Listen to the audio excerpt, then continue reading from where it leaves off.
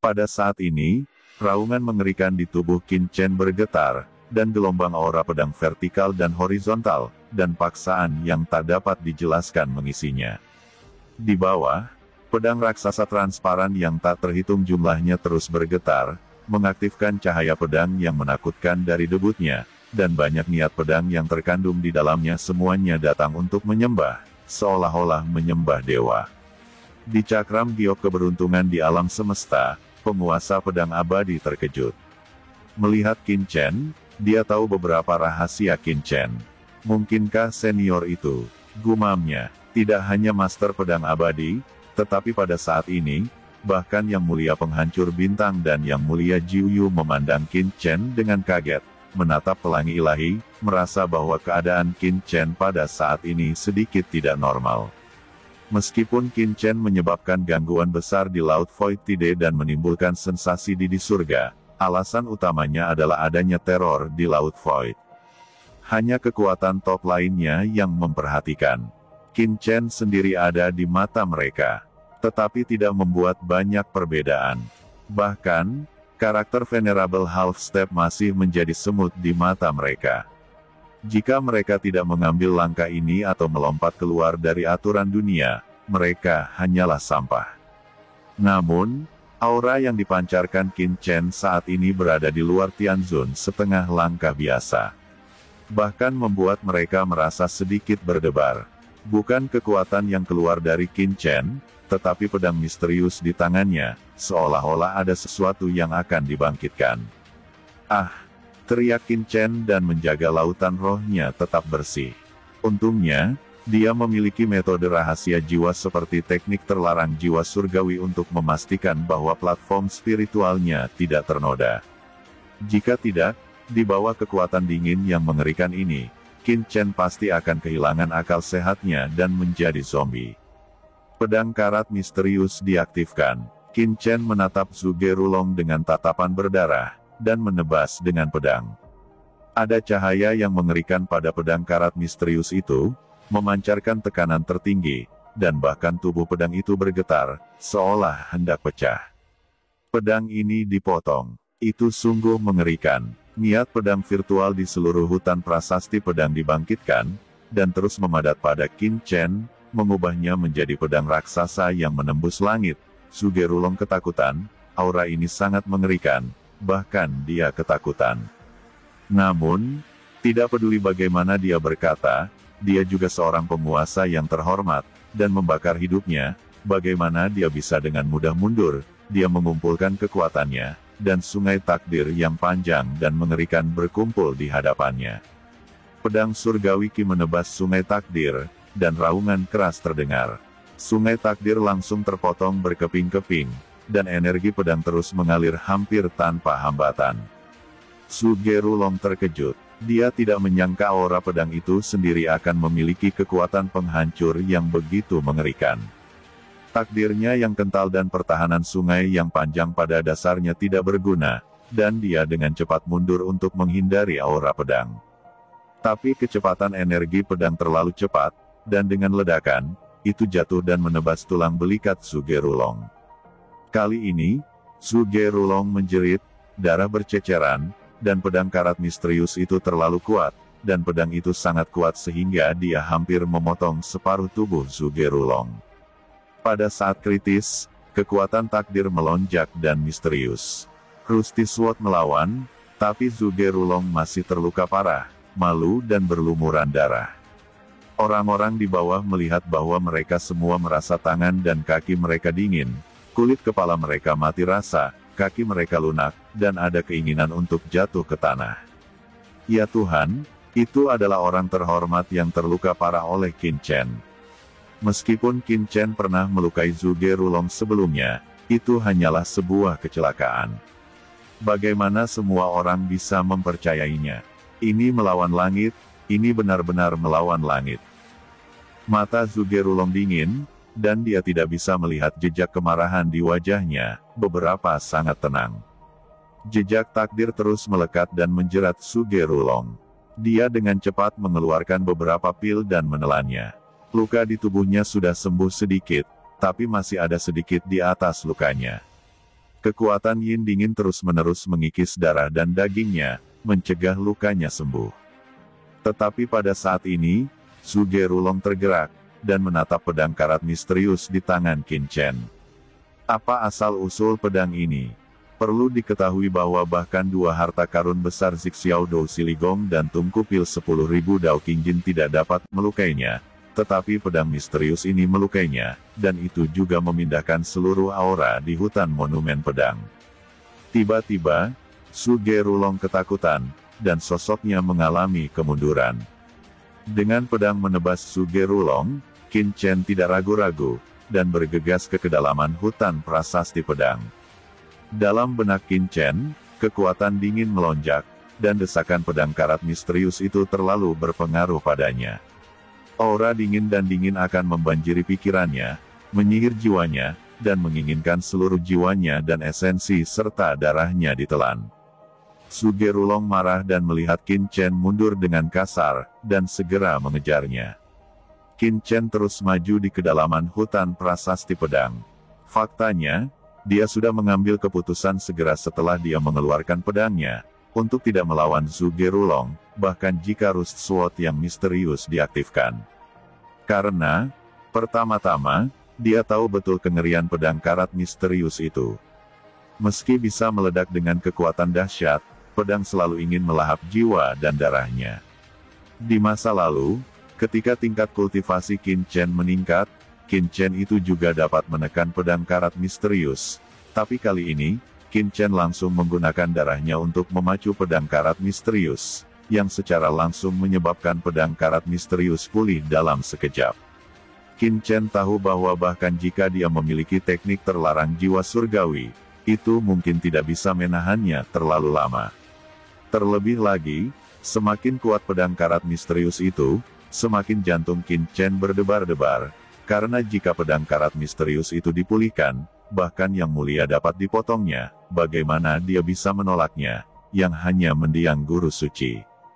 Tentu saja, poin yang lebih penting adalah bahwa meskipun Qin Chen mati-matian membunuh Zhuge Rulong, masih ada begitu banyak master di sini. Oleh karena itu, hal pertama yang perlu dilakukan Qin Chen adalah melarikan diri. Terlepas dari segalanya, Qin Chen mendesak aturan ruang dan waktu, pergi jauh ke dalam hutan prasasti pedang, dan langsung mengalir ke dunia gelap. Di belakang hutan prasasti pedang, sebenarnya ada medan perang yang tandus. Tanahnya gelap gulita dan langitnya gelap gulita. Ada perasaan depresi yang mencekik. Begitu dia masuk ke sini, Qin Chen merasakan tubuhnya tenggelam seketika, dan jiwanya sangat tertekan. Kemana harus pergi? Di belakangnya, suara dingin lainnya terdengar, dan Zhuge Rulong mengejarnya dengan cepat.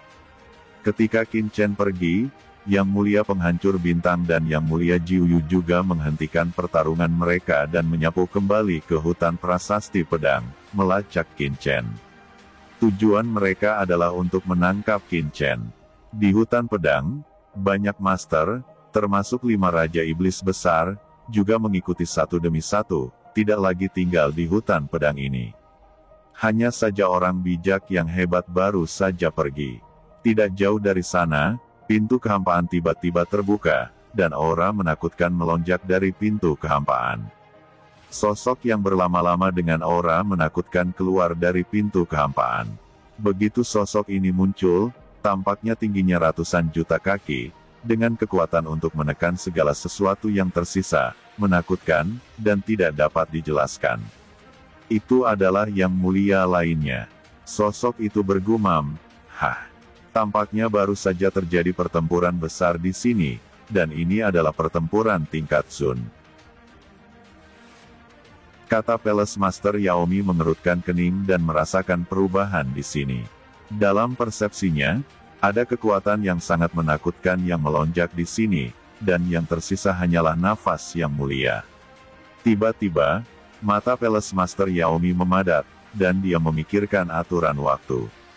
Ketika Qin Chen berada di alam surga timur, dia hanya seorang bijak, tetapi sekarang dalam keterangan orang-orang yang masih tinggal, dia begitu kuat, dia sudah menjadi orang suci yang terlambat. Bagaimana dia berhasil memperbaiki rantai dalam waktu sesingkat itu? Mungkinkah Qin Chen berasal dari benua sumber itu? Ini bisa menjelaskan mengapa leluhur Yuan Mo memperhatikan Qin Chen. Fikir Palace Master Yaomi sedang berdenyut kegirangan saat ini. Jika tebakannya benar, kemungkinan besar dia tahu rahasia besar tertentu. Segala sesuatu dalam pikirannya langsung terhubung menjadi satu garis. Di kedalaman hutan pedang, ini sebenarnya Abyss of Burial Sword. Master Pedang Abadi berkata dengan kaget dalam cakram giok. Jurang pengubur pedang. Tempat apa itu? Kata Qin Chen. Sword Burying Abyss adalah area terlarang yang paling menakutkan dari paviliun pedang langitku. Begitu Anda memasukinya, kultivasi di bawah yang mulia, Anda akan dipenggal oleh aura pedang yang tak terbatas. Bahkan jika yang mulia masuk, hidupnya akan berada dalam bahaya. Mengapa Anda muncul di sini? Kata Master Pedang Abadi tidak mengerti, dan memperingatkan, pada saat ini, semua orang putus asa. Mereka terjebak di sini, dan berjalan maju adalah jurang maut, tetapi jika mereka tetap di sini, mereka pasti akan menghadapi pengejaran Su Gerulong dan yang lainnya. Sao Chen, apa yang kita lakukan sekarang? Apakah kamu baik-baik saja? Yu Qiansu memandang Qin Chen dengan cemas, dia bisa merasakan bahwa kondisi Qin Chen sangat buruk, tubuhnya tampak terbelah, matanya merah darah, dan pikirannya sedikit terpencar. Ini adalah efek samping dari mengaktifkan Rusty Sword yang misterius. Qin Chen, bertarunglah dengan mereka. Ini masalah besar. Sebelum mati, saya harus menyeret mereka ke dalam air. Ji Wuxu mendengus dingin, menunjukkan keganasan. Dia bukan tipe orang yang mau tertangkap. Dia membual bahwa dalam pertempuran putus asa, Su Gerulong akan terluka parah atau bahkan jatuh. Dia tidak takut hidup dan mati. Ya, bertarung sampai mati. Qin Qiuzi juga mencibir dengan dingin, matanya memancarkan niat membunuh. Sudah cukup mati bersamamu. Ini hanya pertempuran berdarah. Ji Ruyu memandang Qin Chen dengan penuh kasih sayang. Selama dia bisa mati dengan Qin Chen, dia tidak takut. Ikuti aku dan masuki harta rahasia ruang angkasaku. Kata Qin Chen merenung sejenak, dan akhirnya membuat keputusan. Tinggal di sini, dia akan mati, dan beberapa Master Zun bekerja sama, tidak peduli seberapa kuat itu, tidak ada gunanya, tetapi jika dia memasuki jurang pedang yang terkubur ini, mungkin ada sinar kehidupan. Terlebih lagi, dia masih memiliki piringan giok keberuntungan di alam semesta. Dia tidak percaya bahwa dia akan jatuh di sini. Pada saat kritis, piringan giok keberuntungan alam semesta muncul. Sosok Qin Chen berkedip, dan dia memimpin semua orang untuk terbang langsung menuju jurang penguburan pedang, dan tiba-tiba memasuki jurang. Di jurang ini, aura pedang gelap meresap. Aura pedang ini tidak menakutkan, tetapi saat Qin Chen masuk, aura pedang yang tak terlihat menjadi semakin menakutkan. Salah satunya menyentuh Qin Chen. Qin Chen langsung terluka, menumpahkan sedikit darah. Ini terlalu kuat, bahkan jika itu hanya sedikit aura pedang, itu akan menyakitinya. Di jurang Burial Sword, lapisan kabut hitam pekat dipenuhi dengan kesunyian yang mematikan, yang membuat Qin Chen merasakan jantung berdebar-debar, dan suasana hatinya sangat berat. Saat Qin Chen semakin dalam, kabut hitam di jurang penguburan pedang menjadi lebih padat, dan ada niat pedang yang menakutkan di kabut. Tiba-tiba, Qin Qiuzi mendengus dan terkena pedang Qi. Dia sangat malu dan muntah darah. Kalian semua memasuki cakram giok keberuntungan. Teriak Qin Chen, langsung mendesak piring giok, dan kekuatan spasial yang tak terlihat menyelimuti semua orang. Tempat ini terlalu berbahaya. Itu hanya jejak aura pedang, dan itu sangat menyakiti semua orang. Jika Anda terus masuk lebih dalam, tidak ada yang punya cara untuk bertahan hidup. Pantas saja Sword Burying Abyss ini akan menjadi tempat terlarang bagi paviliun pedang Tongtian. Memang menakutkan. Yu Qiansu khawatir. Kamu masuk dulu, lalu aku akan memasuki lempeng giok semesta, jauh ke dalam jurang pedang penguburan, jadi ada cara untuk bertahan hidup, jika tidak, kita semua akan mati di sini. Kata Qin Chen. Tiba-tiba, di atas kepalanya, di atas jurang pedang penguburan, datanglah sungai takdir yang bergolak. Di atas sungai, Su Gerulong, mengangkang seperti dewa, datang dengan perkasa. Semua orang tidak ragu untuk membiarkan Qin Chen mengendalikan mereka, dan mereka masuk ke lempeng giok semesta dan menghilang ke Abyss of Burial Sword. Pada saat ini, ketika Qin Chen memindahkan sosoknya, dia juga akan memasuki cakram giok keberuntungan di alam semesta, karena dia tahu betul bahwa waktunya sudah terlambat dan Su Gerulong hampir tiba. Sudah berakhir, aku tidak bisa masuk ke lempeng giok semesta. Kata Qin Chen tiba-tiba. Apa yang terjadi? Kata semua orang terkejut di dalam cakram giok. Aku juga tidak tahu situasinya, tapi aku benar-benar tidak bisa memasuki piring batu giok keberuntungan semesta. Ada energi di sini, yang menghalangi ruang dan mencegah saya memasuki dunia kecil.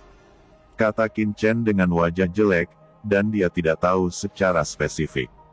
Alasannya adalah Yu Qiansu dan yang lainnya bisa masuk, tapi dia tidak bisa masuk. Kalau begitu kamu membiarkan kami keluar dengan cepat. Yu Qiansu berkata dengan cemas. Semuanya, kalian tetap di piring batu giok semesta, apapun yang terjadi, jangan keluar. Kata Qin Chen, matanya cerah, itu masalah besar. Pada saat ini, di atas Abyss of Burial Sword, sungai takdir yang menakutkan muncul dan melintas. Hah, tempat apa ini? Su Gerulong mengerutkan kening, terbang di sepanjang sungai takdir, dan muncul di atas Abyss of Burial Sword. Dia menatap ke bawah, terkejut di dalam hatinya, dan juga melihat Qin Chen sendirian.